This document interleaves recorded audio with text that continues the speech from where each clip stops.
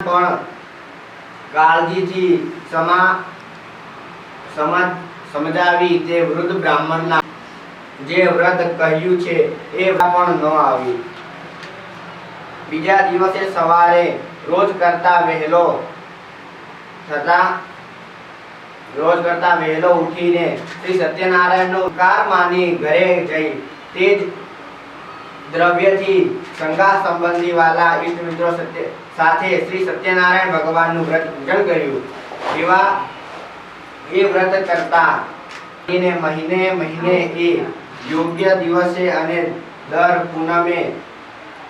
પૂનમના દિવસે શ્રી સત્યનારાયણનું વ્રત કરવા માંડ્યો. આ પ્રમાણે શ્રી સત્યનારાયણનું વ્રત કરી સર્વ પાપમાંથી મુક્તિને દુર્લભ મોક્ષ મળ્યો.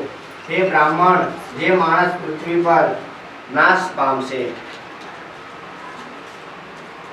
આમ ભગવાન શ્રી સત્યનારાયણે મહાત્મા શ્રી નારદ મુનિને વ્રત વિશે જે કહ્યું હતું તે હે ઋષિઓ બોલ્યા, હે સૂત પુરાણી, તે બ્રાહ્મણ પાસેથી આ વ્રત કોણે સાંભળ્યું અને જણાવ્યું? શ્રીજી બોલ્યા, હે સર્વ મુનિઓ, જેણે પૃથ્વી પર આ વ્રત કર્યું હતું તેની કથા તમને સંભળાવો.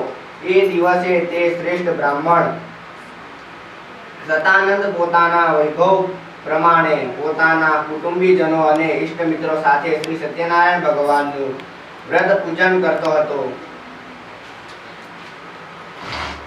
એ વખતે લાકડા કાપીને વેચનાર એક ભીલ જાતિનો કઠિયારો તેના ઘર પાસે આવ્યો. તેને લાકડાના બહાર મૂકી તે બ્રાહ્મણના ઘરમાં તે આવ્યો. તરસથી પીડાતો તે કઠિયારો પીવા પાણી મળશે તે આશાએ લાકડાનો ભારો ઓટલા પર મૂકી બ્રાહ્મણના ઘરમાં ગયો. ત્યાં તેણે બ્રાહ્મણને કોઈ દેવનું વ્રત પૂજન કરતો જોયો અને તે ત્યાં બેઠો.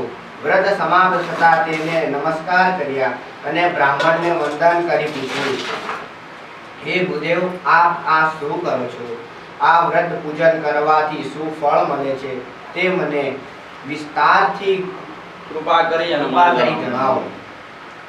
સર્વને ત્યારે જે બ્રાહ્મણ કઠિયારાને કહે છે કે બધું જ વસ્તુને આપનારો ભગવાન સત્યનારાયણનું વ્રત કરું છું અને એની કૃપાથી જ આ બધું ધન ધન્ય સંપત્તિ વગેરે મળ્યું છે. તારે કઠિયારો એનું દુઃખ એ બ્રાહ્મણને કહે છે કે બ્રાહ્મણ, આપ જે વ્રત તમે મને પણ કહો અને હું તમારા કહેવા પ્રમાણે કરીશ.